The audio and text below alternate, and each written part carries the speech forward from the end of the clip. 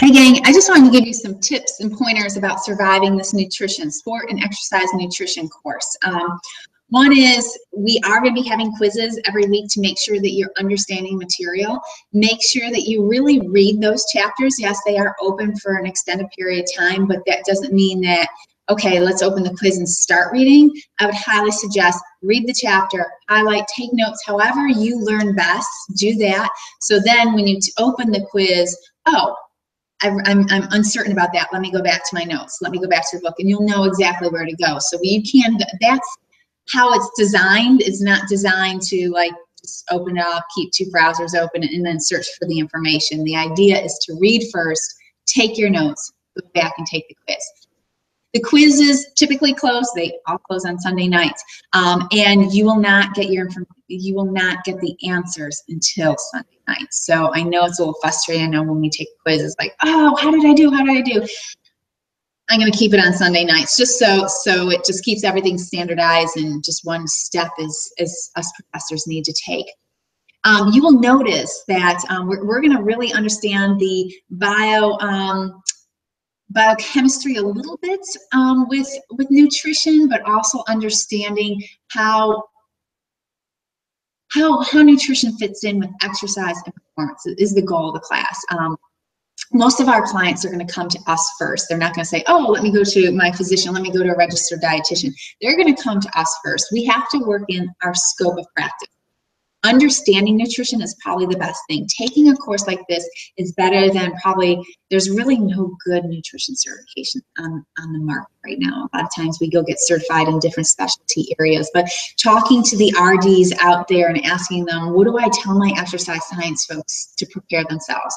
And they say the minor or getting a master's in sport nutrition is probably best. So you're on the right track and doing the right thing. So reading and going through this program is going to be really, really important because we're not going to give any diet therapy. Someone comes up to me and says, I have diabetes, can you give me a nutritional plan?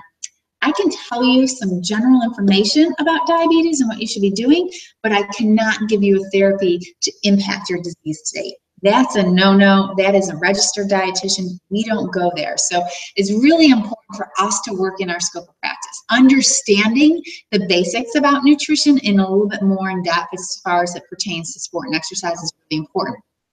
A lot of people and a lot of fitness people are apt to jump on these crazy diets, and they don't understand, well, you know, I cut all the carbs out. Well, you need carbs, and let me tell you why you need carbs. Or, you know, I'm on, you know, this crazy protein diet. Well, you know, you're kind of stressing your kidneys, and let me tell you why is better than, oh, well, try this diet out because, you know, my brother's uncle cousin's mechanic did it.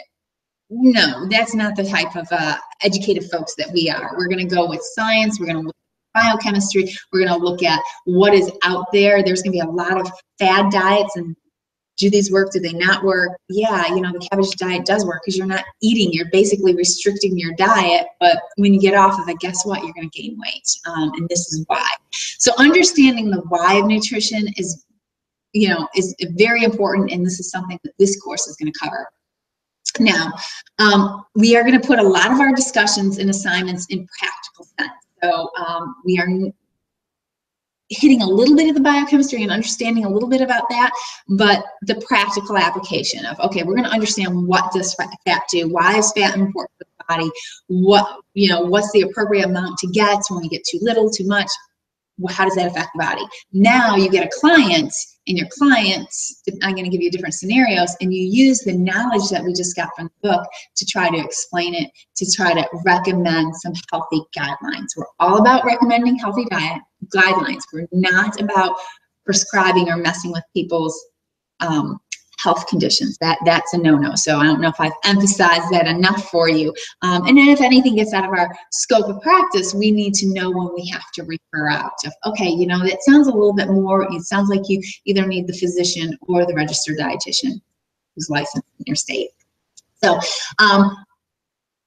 with the discussions, you do the discussions. I'll give you a scenario, you do discussions, and once you post yours, you'll be able to see everybody else's. So I don't want you to read everyone else's and then say, oh, that's exactly what I want to do. I really want to know what you have to say. So then when you follow up and you reread your peers, oh, we had the same ideas, or we had different ideas. I wonder what that is. And then professionally challenge each other of, did you think about this, or why didn't you recommend that? Remember the book said this.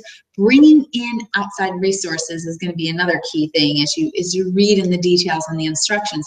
I want you to not only use your book, which is really important, but go out and find the latest research. When I say latest research, 5 years. I don't want to see anything from 2012, before 2012. I'll give 2012. But I don't want to see anything old. I want the last 3 years, ideally. You can go up to 5 years on what's out there. And again, use Concordia's resources. If you don't know how to use our library, you guys are paying for these wonderful search engines. Use them so you don't have to pay for articles. We have access to them.